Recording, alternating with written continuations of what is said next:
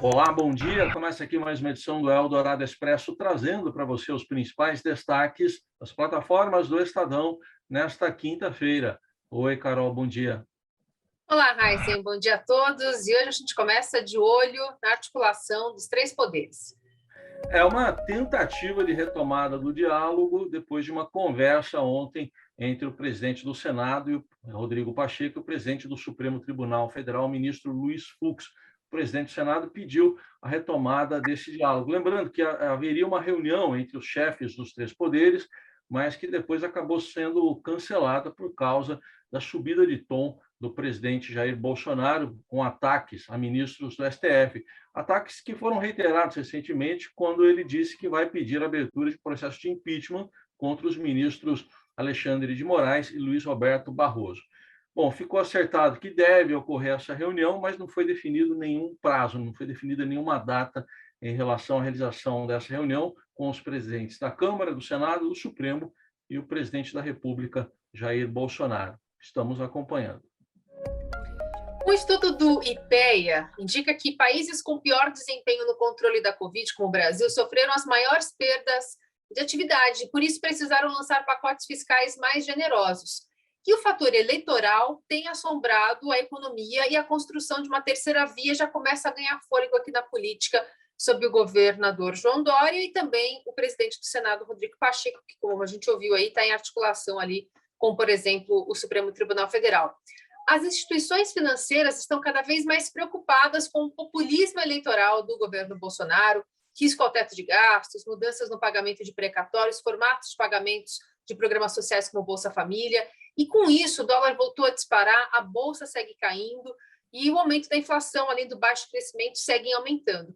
Um crescimento menor da economia em 2022, com juros e inflação em níveis mais altos, já está no radar dos agentes de mercado. E, inclusive, ontem foi foco de preocupação numa reunião entre o Banco Central e diretores e analistas. E a CPI da Covid segue os trabalhos e houve hoje o presidente da Precisa Medicamentos, Francisco Maximiano. Ou tenta ouvir, né? Porque ele obteve da ministra do Supremo, Rosa Weber, o direito de permanecer em silêncio em perguntas cujas respostas possam incriminá-lo.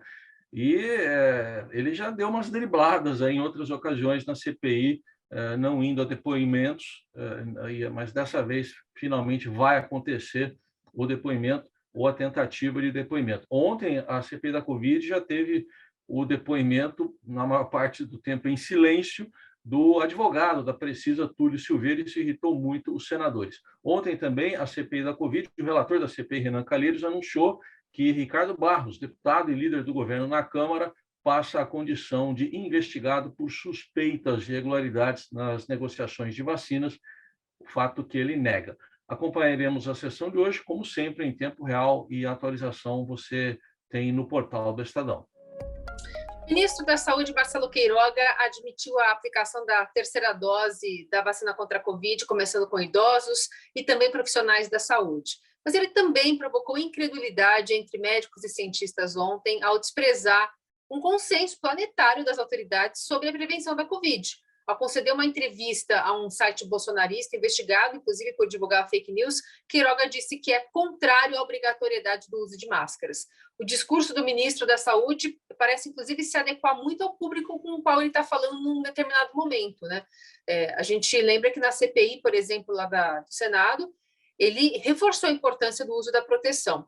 Enquanto isso, aqui em São Paulo, o governador João Dória promoveu um ato com aglomeração de pessoas para lançar o filho do prefeito Bruno Covas, o Tomás Covas, como um futuro também comandante aqui da cidade de São Paulo. Ele minimizou o excesso de participantes no evento político, disse que, inclusive, São Paulo não está mais em quarentena, apesar do avanço da Delta também aqui no estado.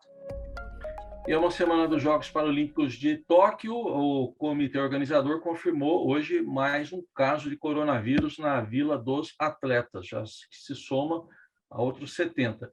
Não foi revelada a identidade, apenas que não se trata de um atleta e que é uma pessoa não residente no Japão. A gente destaca também no esporte a Libertadores da América, que já tem 3 brasileiros classificados para as semifinais. O Palmeiras tinha se classificado na terça-feira.